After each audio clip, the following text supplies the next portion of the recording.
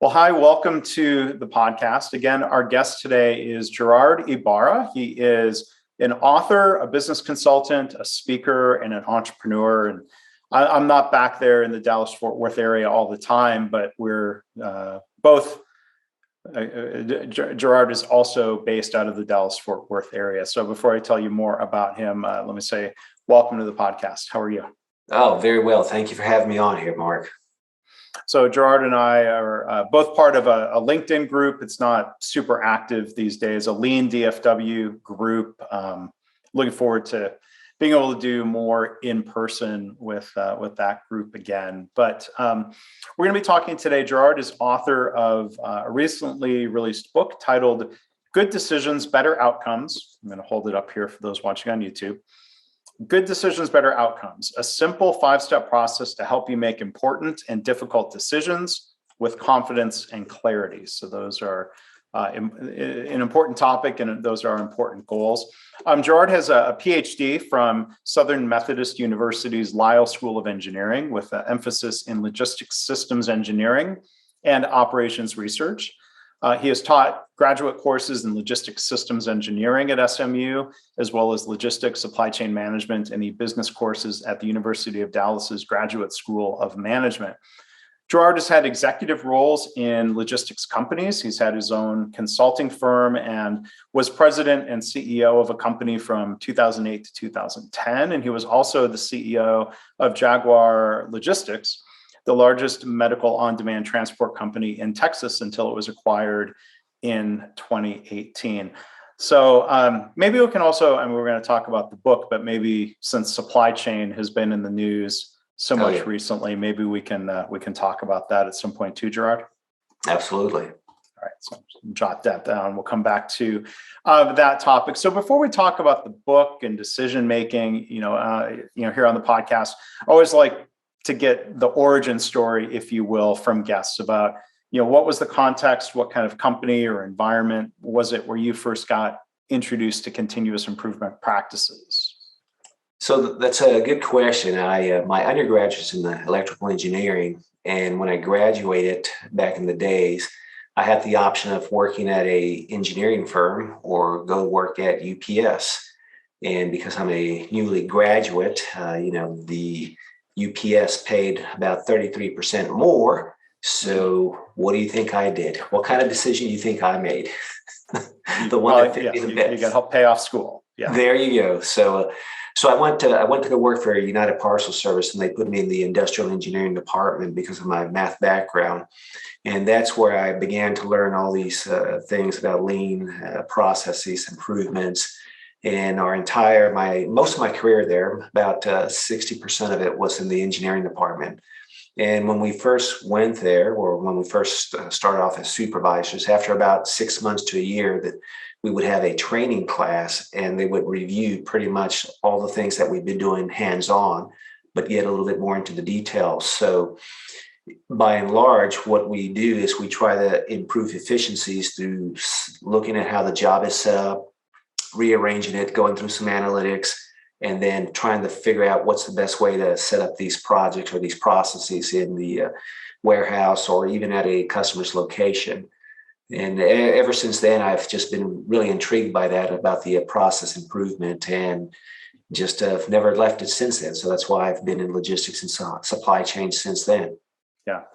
Is it somewhat urban legend, the idea of UPS and the drivers supposedly never making left turns, or it's a matter of minimizing left turns? Well, Is that true? Yeah, that's a good question. That was mapped out by what we call the time studies team, and the most effective and the most, the best, safest turn to do is take a right as opposed to a left. And when you map out things, you're going to map them out as much as you can. But if you have to take a left turn, you'll have to take a left turn. But yes, it's and I guess today, I don't know how they do it. I think they have software now. But back in the days when I started, and I'm aging myself, and you had a team of individuals would take all these stops, and they would just start mapping out on a map what's the best way to do this path route. Yeah, and it's an interesting point you bring up. It's not just about the time spent waiting to make the left turn. But yeah, that safety element, there's so many more things that can go wrong making a left-hand turn. Absolutely. So good to hear that there's a safety argument behind that. So, so Gerard, I'm curious to hear, I do like asking authors, the story behind the book. And again, the title is Good Decisions, Better Outcomes. Like what was the spark of inspiration to take that on as a project? So what happened is I was working on my master's, and a professor who was in charge of the Lockheed Joint Strike Fighter. He had about 5,000 engineers working for him. He went through this process on how to make decisions. And when he went through that in class, I just said, this is everybody and their mom should be doing this. And I was really, really amazed with it, because there's a lot of decisions I had to make at UPS and in my personal life as well. But this process helped that. So I used it at work. I used it in my consulting practices, but I really didn't use it personally until about 2000, 2001 or two, around that time, I guess 2002. And I ended up making the decision, trying to use that process there. And to make a long story short, I did make a very effective decision. So I didn't use all that analytics and things that I talk about, and I ended up making the decision. And years later, I come to think about, well, it's time to write that book, because I've been wanting to write this since the mid-90s.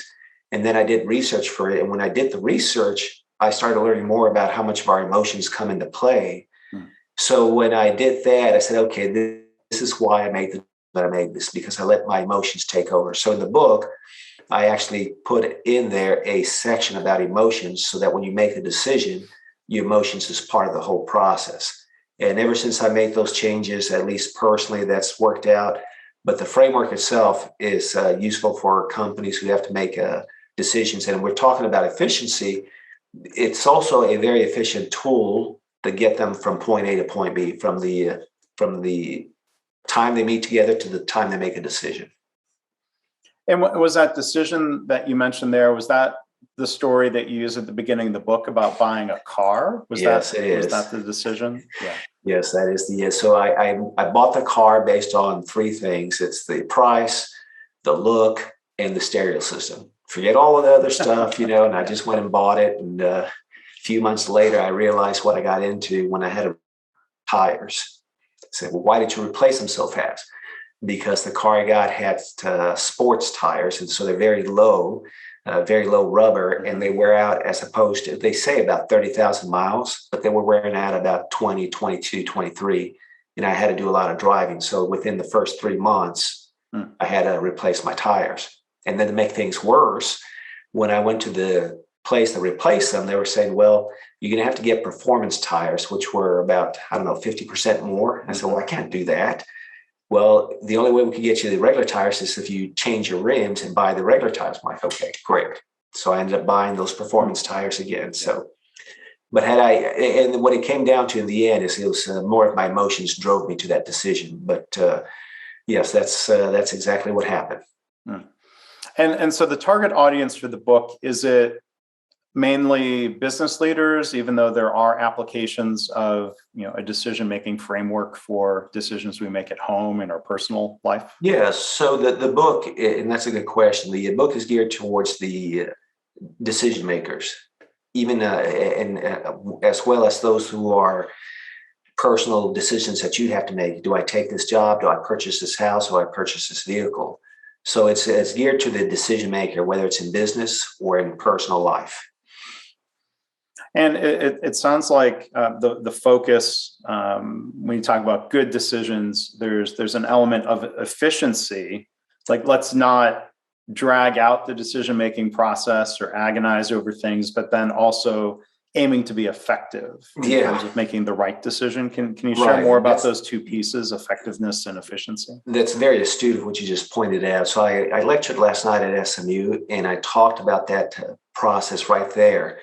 And it's about being efficient. So this process here, this framework, will help you get from your start of the position of what you need to do to the end much quicker, because it gives you a framework, and it goes step by step. This is what you need to do.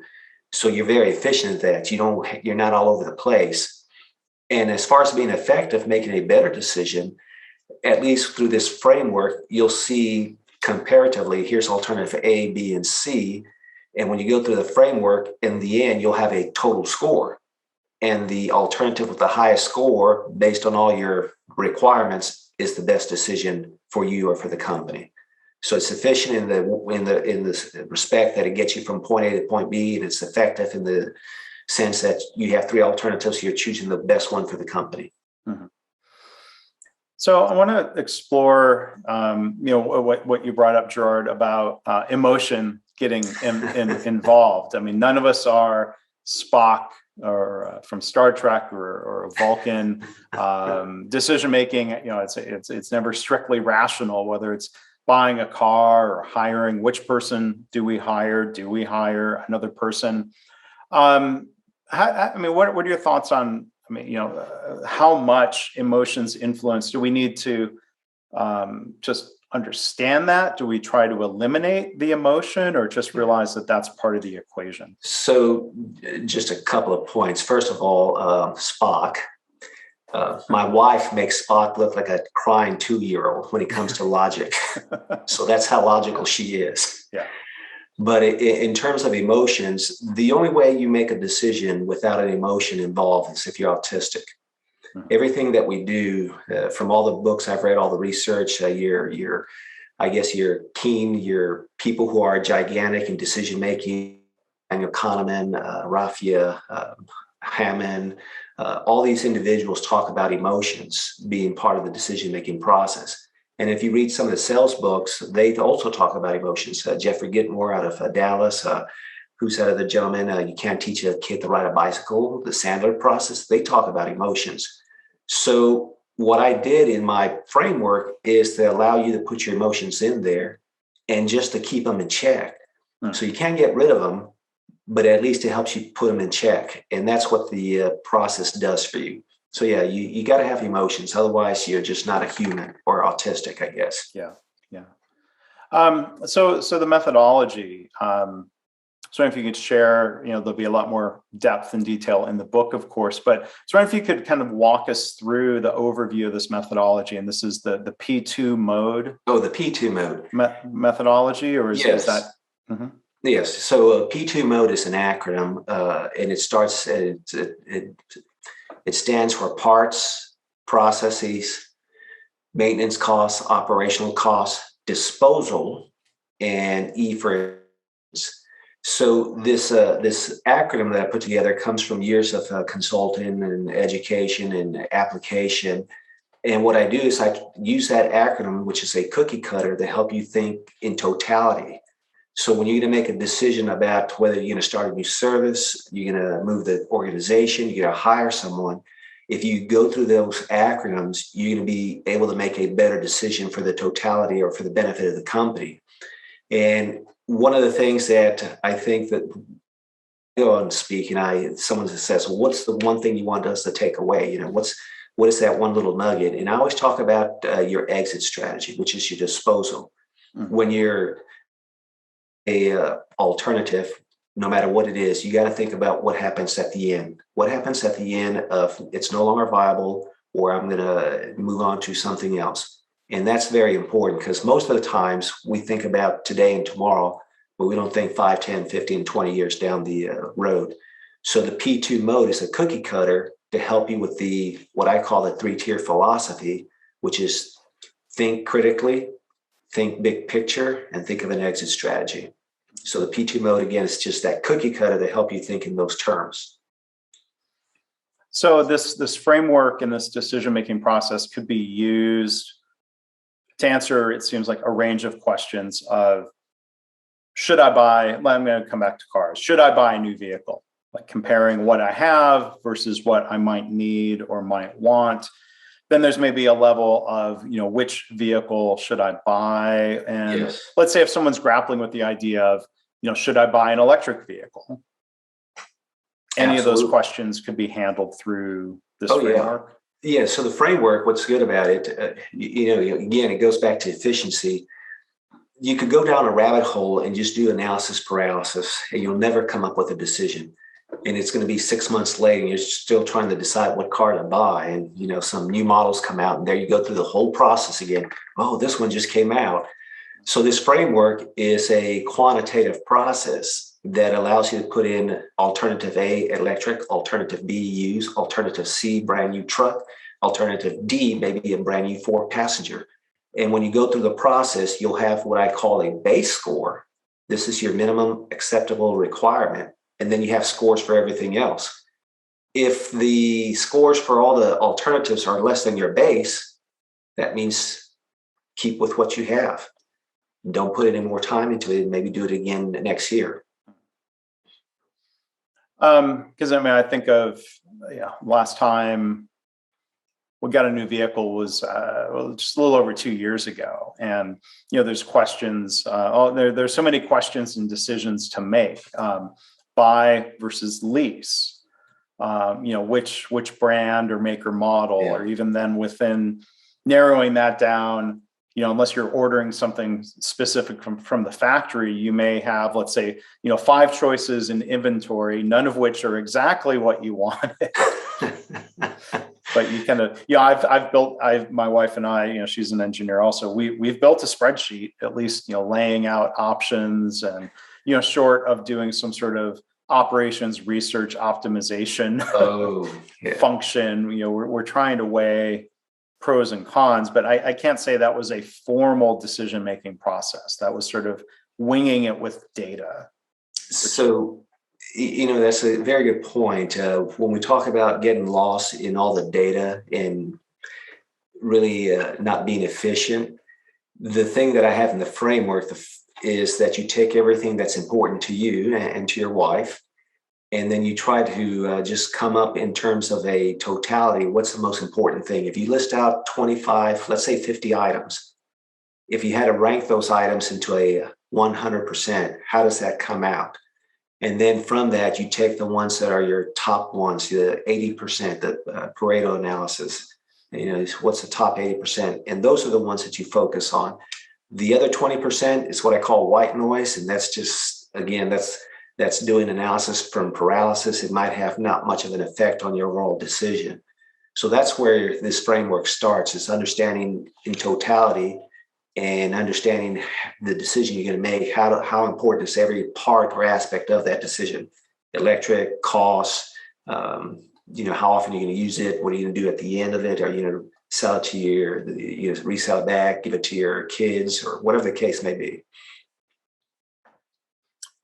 So one other decision that a lot of people might be going through these days is, related to vaccination. Mm-hmm. And for me, the decision point here is I got the J&J vaccine back in March.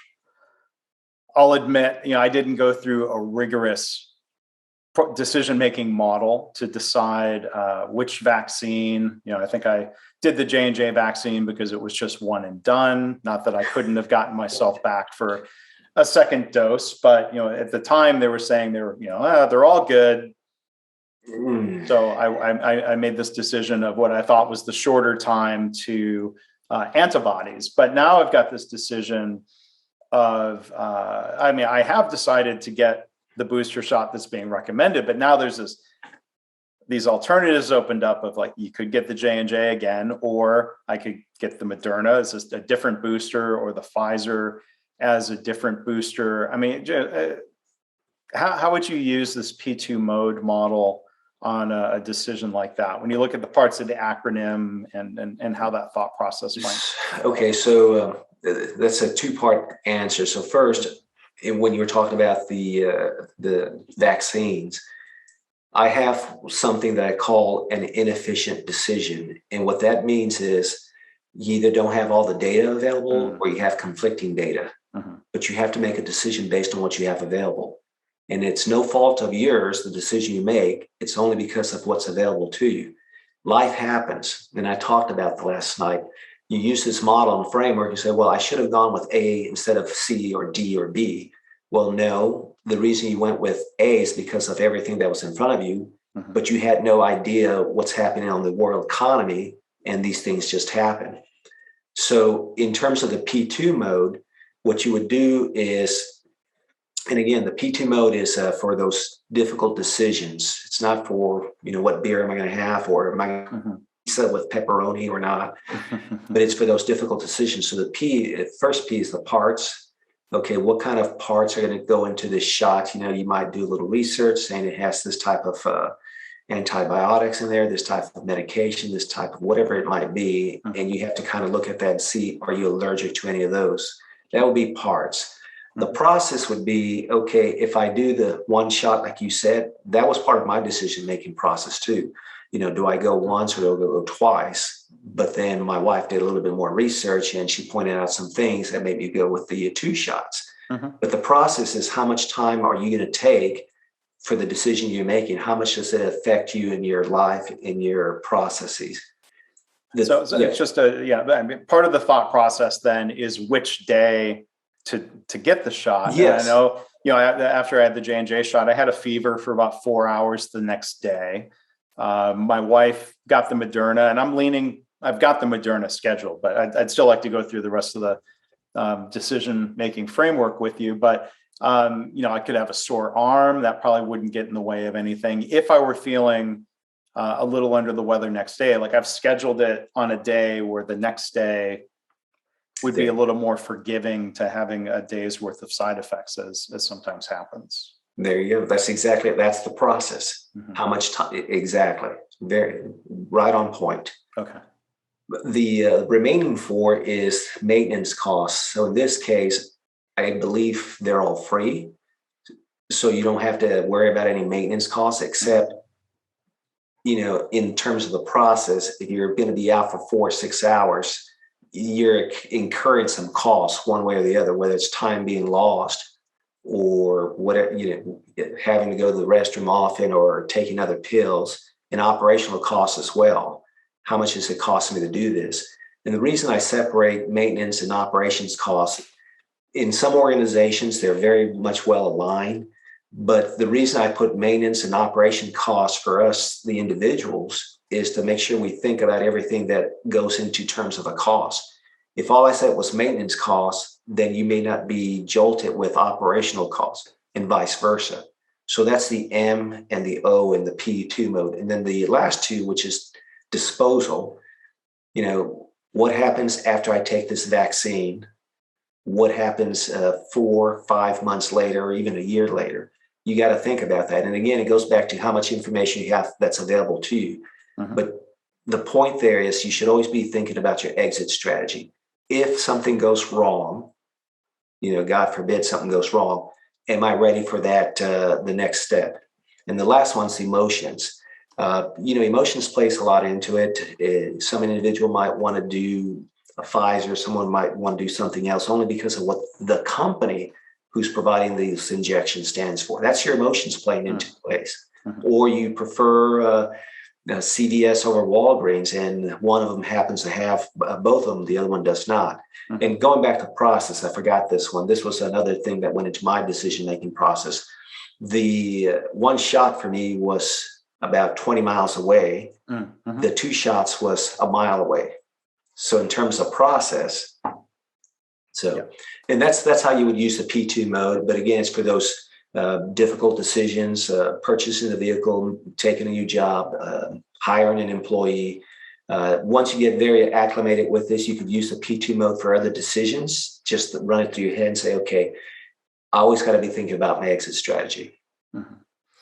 And one thing I think is interesting about having a decision-making framework is that it's not always going to lead to the same answer for each person. No. Because of these different variables. For example, how long is somebody willing to drive? How much do they value one and done versus going back again weeks later? And then, there could be emotions. There's, fear, uncertainty, and doubt, where some people, this was not really part of the thought process for me, but I would understand if some people would say, well, the J&J vaccine is more traditional, if you will, vaccine technology. The mRNA vaccines from Pfizer and Moderna to some people might be new or less certain or less proven.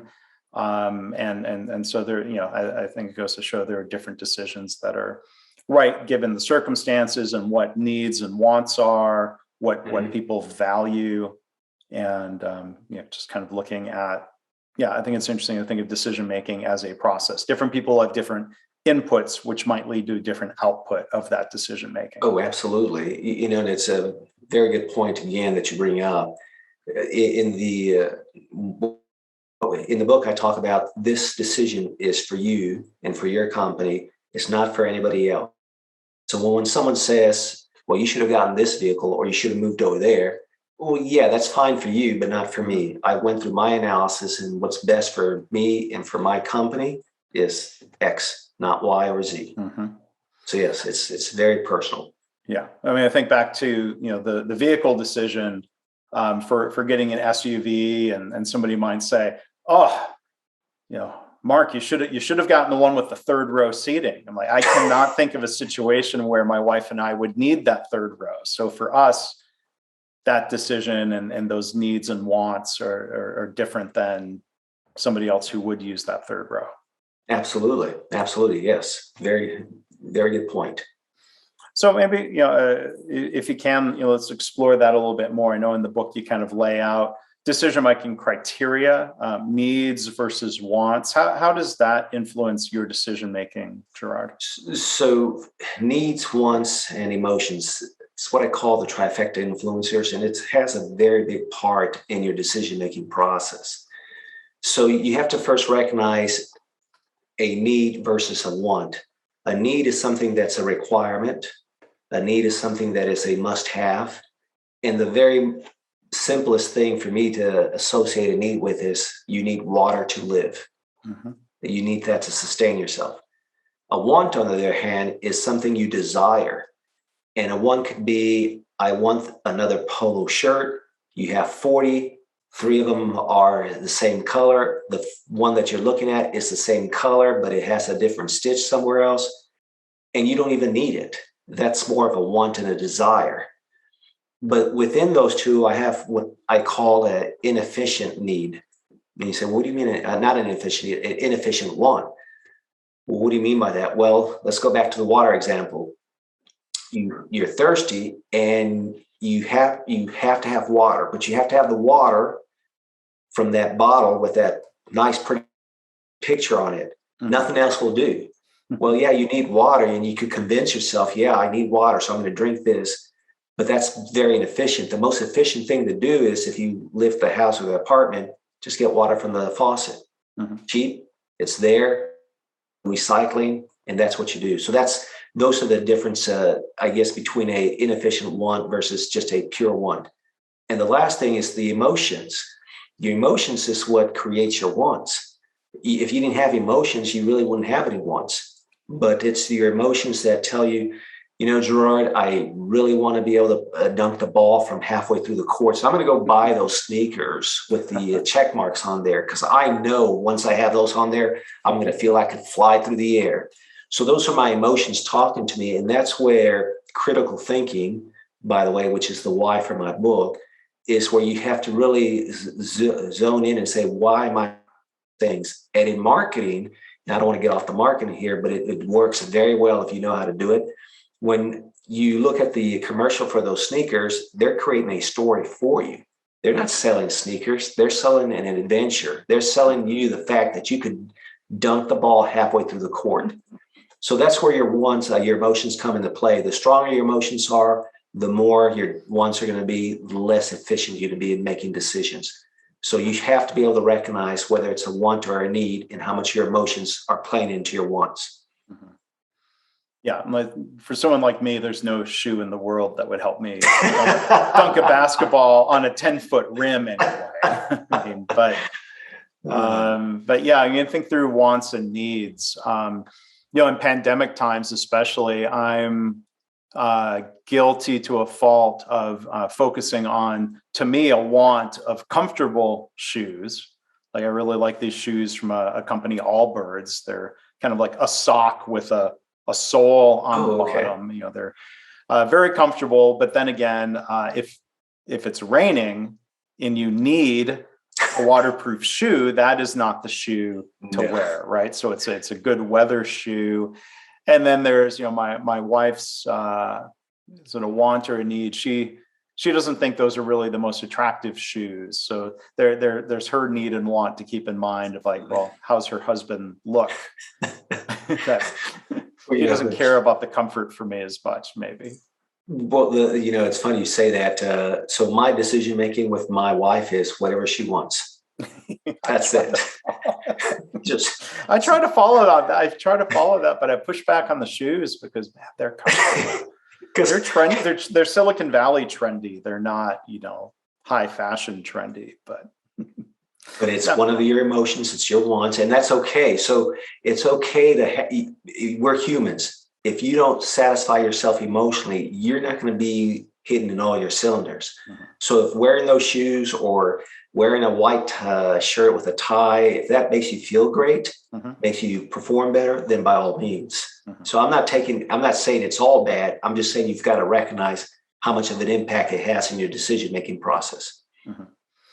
So, there are some decisions that would be strictly individual. There are some decisions that you're making together with your spouse, whether that's buying a car or what shoes to wear. You'd think maybe that's a trivial decision, but there are joint decisions. And then in workplaces, there may be organizational decisions or team decisions. How does a framework like this facilitate group decision making? So another great question. In terms of a business organization, the book is the outline. The reason I say the book is good for a decision maker like the CEO, the business owner, or yourself, whether you're going to purchase a house or a vehicle, is because you pretty much have the total authority. But if you're in an organization, you have finance, you have HR, operations, logistics, marketing, sales, legal. Everybody has some kind of input. So in this process, in what I showed last night was you have to take everybody's input and kind of put it all together, let them go and try to identify what's the most important thing for them, then come back again together and then take everybody's list and rank them from the top to the bottom, get rid of the bottom 20%, and then just stay with the top.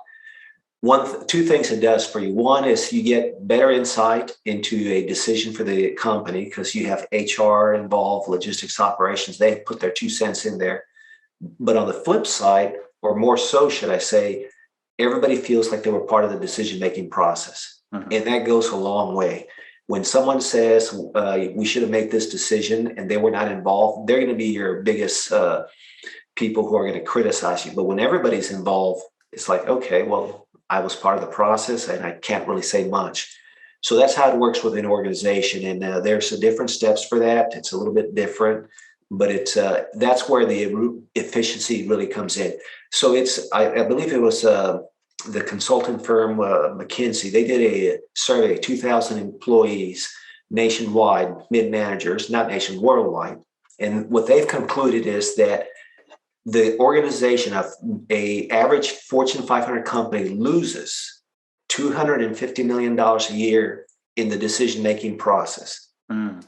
Doesn't matter if they make the right decision or wrong, just talking about the whole process, opportunity costs. So if they had a framework like this, it would make things a lot more efficient.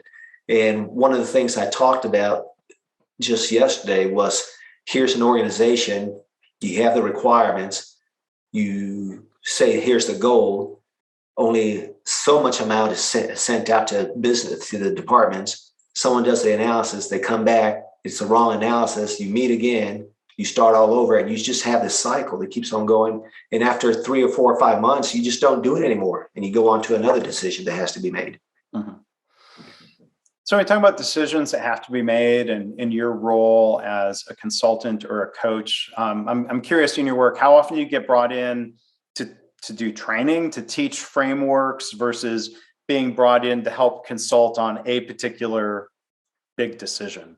So I've done a couple of big decisions here. The most recent one was for an investor who was putting $4 million up to start a new company. And the $4 million was for the brick and mortar. And what we did is he put a team together and I helped him through just the decision-making process in terms of where where to locate the organization. But the problem that we incurred, and I had to tell them this afterwards, is it's something that's called an anchoring trap. And the anchoring trap in the business world is where someone kind of puts together the question in such a way that their emotions or their criteria is in there. Mm-hmm. So he said, let's go ahead and look at the four major cities in Texas: Austin, San Antonio, Houston, and Dallas-Fort Worth. And I like Houston because of A, B, C, and D. But you guys go out there and you just tell me what's best for me. Well, guess what everybody was thinking at that point? Right. Exactly. Houston.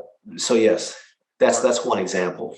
Or in that case there, it was even maybe framed or anchored in one of the four major cities. When if you opened it up, even within Texas, maybe for some different reasons,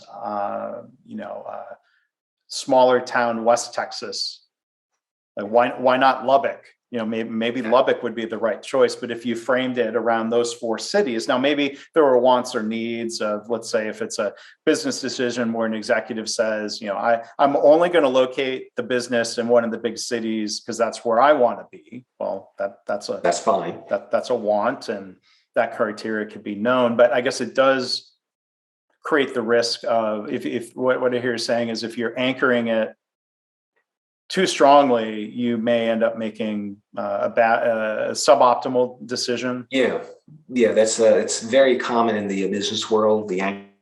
It's someone frames it a certain way, and then that's what you end up trying to do. So yeah, the other one is it's more for the institution, and the biggest thing there is the executive VP had a $300 million budget, and he was saying that I've got these three VPs and I need to disperse this $300 million.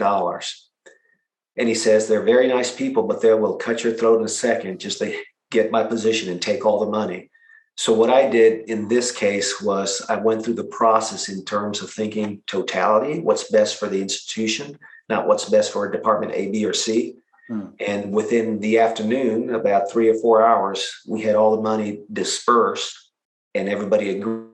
No matter how much they keyed it, they all knew in the end that this was the best decision for the institution. So I do some of the decision making. Right now, most of it's in training, where I go in there and I do a 2-day workshop and I do a couple of day follow-ups in 3 months and a 6 month.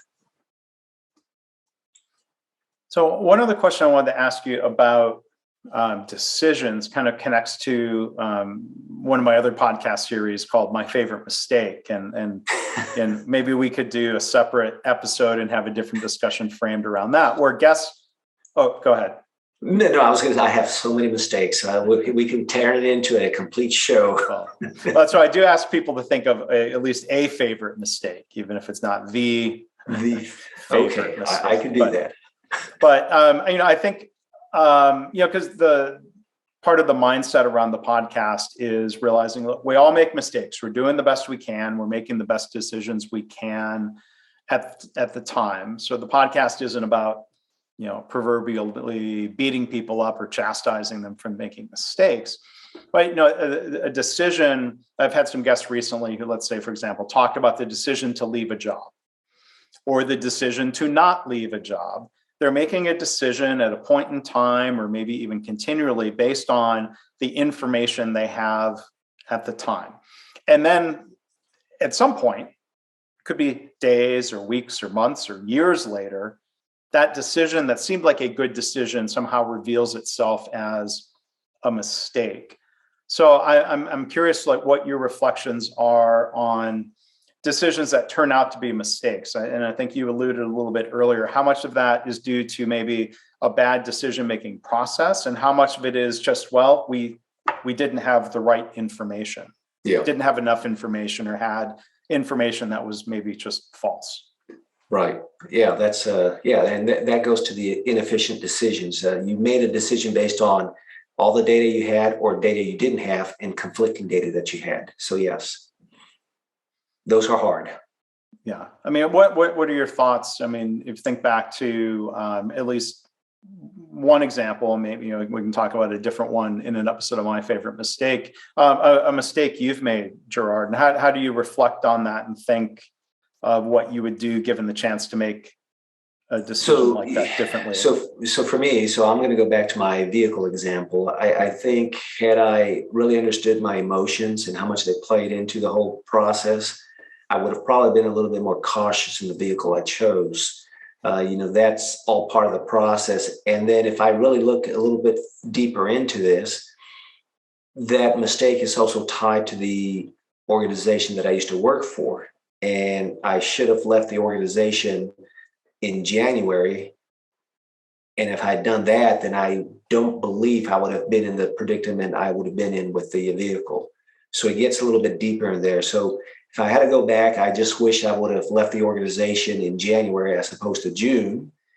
And I wouldn't have all these problems with the vehicle. Even if I purchased the vehicle, I wouldn't be putting that many miles on it. I wouldn't have to have that much maintenance on it because of all the driving I was doing. I had my headlight cracked, and I'm like, are you serious? This is how much it costs to get this replaced? And this was back in 2003, and it was something like $300-400. So yeah, if I reflect back on that, I should have left sooner than later, and that would have really prevented a lot of these things as far as my vehicle and heartache as well. Yeah. So that comes down to, again, both the rational and the emotional. Like you can add up the dollars in a rational way, and then there's the emotion of, I think of like decisions I've made in the past. I'm on my third MacBook Pro in 12 months now. Well, it's not really so much a congratulations because the first one I got because the old one was dying. The board, it would have cost too much to repair the board or replace the board. The laptop was basically totaled, to use car language. So I got a new laptop, and there were a lot of things I didn't like about it, but I needed one that worked. And then that laptop started giving me a lot of problems after 6 months. And it was partly rational, like I'm wasting time because this laptop reboots itself when it's supposed to be just waking up from sleep mode. And there were all these different problems. I was putting a lot of time into troubleshooting, which is maybe more of like the rational, the maintenance. I don't know if that's operational or maintenance cost, but there was cost. And then there was emotion where I was I know it was an emotional reaction to say, well, I just want to throw this laptop out the window. Now, like clearly I wasn't going to do that. I'm not that rash, but now, the Mac, Apple announced their new laptops, and they've brought back the sorry, I'm getting into a rat hole on this, but for example, they've brought back the HDMI port. So, and I think when I start going back on the road again, I'm like, I don't want to have all these adapters. I just want to plug into the HDMI port. So hopefully this laptop will last me for years instead of months, even with generous trade-ins. But, I can see where even a decision like that of should I upgrade the MacBook? Should I upgrade it now? There are both rational and emotional elements. There are wants and there are needs involved. So I misheard what you said. I thought you were on your third math book. No, MacBook. I got it now. Which is why I said congratulations. Well. So I had to kind of go back and say, yeah. So, the only thing I would say at this point is think about your exit strategy. And you've made some very good points is, how much more time am I going to spend on this? How much more time am I going to have to reboot, or whatever the case may be? And I'm going through the same process myself. The laptop that I have, when you start up in the morning, it has this really, really gnarly sound. You can hear the motor, and it's going. It's never good. They're never good, but it's still here, and it's been going on for 4 months, and I'm now at that point. So, yeah, sometimes it's hard. Yeah. But so, I didn't have your framework at hand, but I thought, thinking back to the decision I made 4 or 5 months ago because Apple wouldn't replace the laptop, I had to trade it in for a new one. So there was a bit of a financial hit, but I weighed that against the hit I was taking in time and frustration. But to your point, I had an exit strategy because I knew the rumors that Apple was going to be announcing new laptops in probably 4 or 5 months And I could have waited, but I decided not to wait. But part of the disposal or the exit strategy was, again, knowing like the resale value of Apple MacBooks is really high. So I'm going to start doing the math of like, well, it's not a $1,500 purchase decision. I'm basically leasing it for $100 a month until I can replace it with this one that meets some of the needs better. So that's a very good process there that you went through there. Yeah, that's good. The most recent one that I did personally for myself, for my wife, was foundation work. We had foundation work done. It was like $12,000 to $15,000. So yeah, I went through the process, and in the end, and this is what I learned from the process, I guess. There are things you know that you don't know, and things you know that you don't know, or things you don't know that you don't know. And when I went through this process, what I learned was when the companies came out and gave bids, I had 3, and they all gave me different bids because they had different beams put in. Well, what I learned was that whoever we went with is going to have to hire a structural engineer based by city ordinance, and whatever the structural engineer says has to be done, that's what they have to do. I would still get charged for that, by the way. Had I known that, I would have just gotten an engineer come out here and then said, here's what I need done. Give me a bid, company A, B, and C. So it was helpful to have a framework. It was helpful to have a framework, and there are things that you learn through the process in the end that you didn't know. And that's really hard, I guess. Sometimes you make a decision and there are things you just don't know, and you don't even know who to go to ask, is this something that I should look at? So yeah, those are difficult things to do sometimes. Yeah. Well, maybe a final question for you here, Gerard. And again, our guest is Gerard Ibarra. His book is Good Decisions, Better Outcomes. It's available now, and hope you'll take a look at it and buy it and read it. So this might be sort of the graduate level capstone question. Oh my gosh! For the episode, but you've got a PhD, so I know you're up for it, and you have a lot of experience in the realm of logistics. This will be a very intentionally open-ended question. So I know you'll have, you can choose to say whatever you think would be helpful in response to it. But, there's so much in the news about supply chain problems with global supply chain. Factories in China having to shut down because of electricity shortages or environmental factors, problems getting ships into the port, lack of containers, lack of drivers, lack of trucks. Like there are so many different problems throughout the supply chain. I'm just curious, like what's your take on this situation, and what types of decisions could executives or should they be making with a framework like the one that's in your book? So that's very, very huge because the supply chain is just not here in the U.S. We're talking global. We're talking global here, and the first part of this whole mess, or I guess situation, is everybody has to agree that there's a problem and that they all have to work together. And that's where the difficulty might come in. And here in the US, if we wanted to look at this, and unfortunately, we may have to get some help maybe from the CEOs themselves, maybe some regulations, something to help us push through and get over what we're doing through here. And there's the shortage of drivers, but why is there a shortage of drivers? Is it the fuel prices? Is it a government trying to reduce things, slow down things? Is it there's just a whole slew of things? Is it just the process itself that's lacking?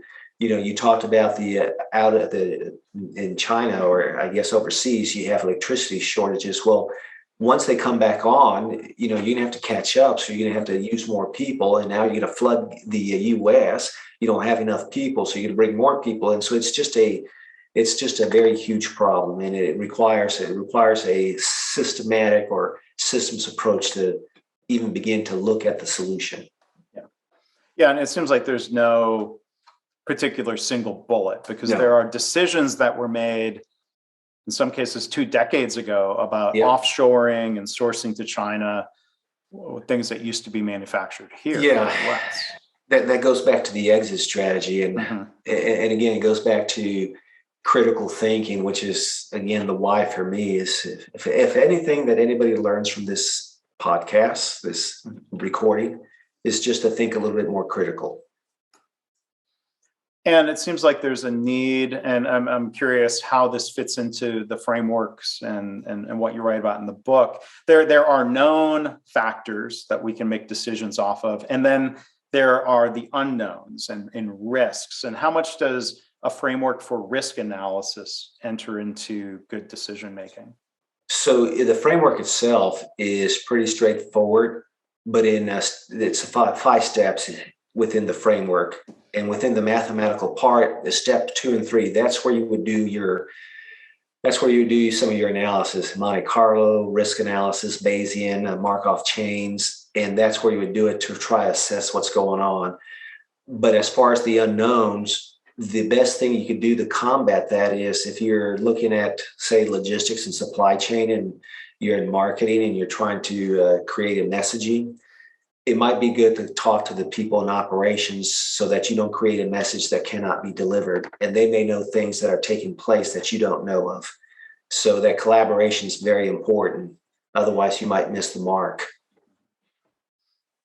Well, it seems like your book doesn't miss the mark. I've been able to read a little bit of it, and I jumped through to some of the framework, and I'm looking forward to going back in and filling the rest of the pieces. Again, the book is Good Decisions, Better Outcomes, a simple 5-step process to help you make important and difficult decisions with confidence and clarity. So the author, again, is our guest here today, Gerard Ibarra. Gerard, thank you so much for being a guest. Really thank you so much, Mark, for having me on here. Thank you. And congratulations again on the release of the book. Thank you.